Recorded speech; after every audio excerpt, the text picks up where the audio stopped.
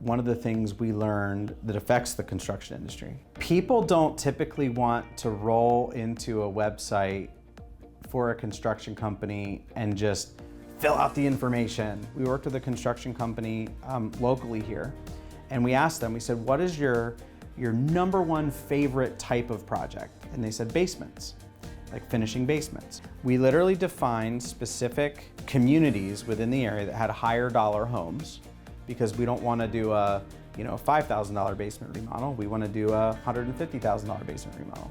So we would go after the homes that could go after them. So the first thing we did is we specifically looked at these communities, and we created geofences around them. So we're only advertising to people that are in these communities. Step two, we created a website externally from their website, and it was called finishmybasement.net. So finishmybasement.net is a site only geared to people that are looking to have their basements finished. When someone's looking to have their basement finished, if they land on a website and that's all it talks about, your lead generation will double, triple, quadruple in some cases, because it's so specific. The other thing is having an idea center. So if you're newer in the construction industry or you don't have a ton of projects already, one of the neat things you can do is create an idea center. So almost all of our sites where there's newer projects, or let's say they haven't done a ton of basements that have like really professional things, what we do instead of having a portfolio is we have an idea center. And it clearly states in the idea center that these projects are not ours, but they're great ideas to get us started, and they're all things that we could do. Well, no one actually reads that fine print typically.